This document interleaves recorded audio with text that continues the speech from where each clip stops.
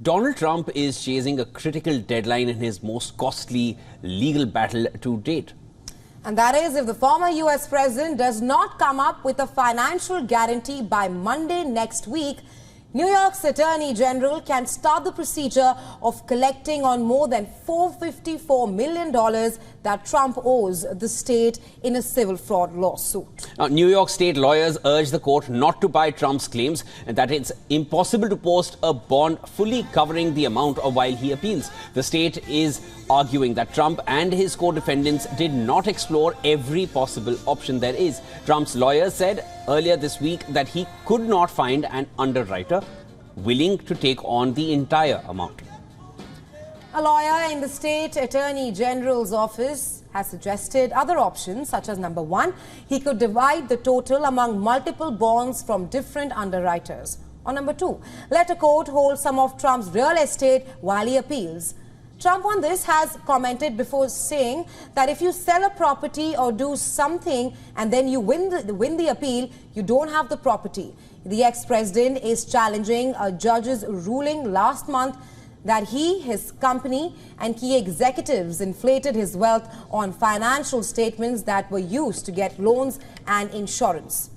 Meanwhile, donors who supported Nikki Haley in her Republican primary campaign are set to switch their allegiance to Joe Biden. Haley, the former South Carolina governor, dropped out of the primary race earlier this month in the wake of Super Tuesday. Media mogul Jeffrey Katzenberg called Harry Sloan, who had previously helped bring in at least $550,000 for Haley through fundraising receptions, and asked him to donate to Biden instead. And that's exactly what's going to happen.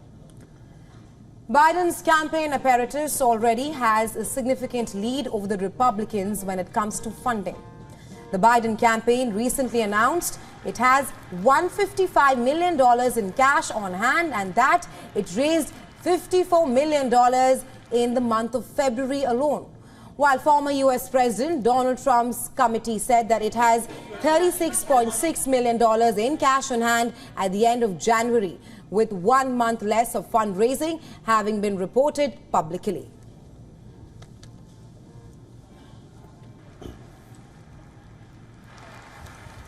But for more on this, our correspondent Susan Tarani gives us further insight into how this will impact the U.S. presidential elections in the month of November. Take a look.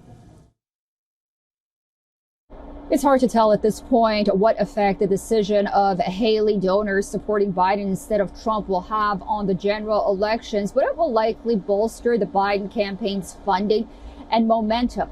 Some believe the defection of prominent Republicans sends a strong message that the former president's style and rhetoric is unpopular within the party. Others say now more Trump supporters will be motivated to get out and vote. Susan further explains what this will mean for Trump and his supporters. Listen to this.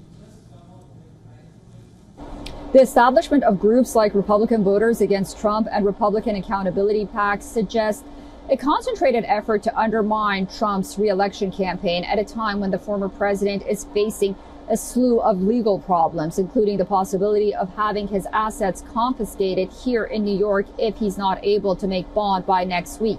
Still, polls indicate that President Biden's low approval numbers and the erosion of large minority blocs has the campaign concerned, despite its strong fundraising prowess.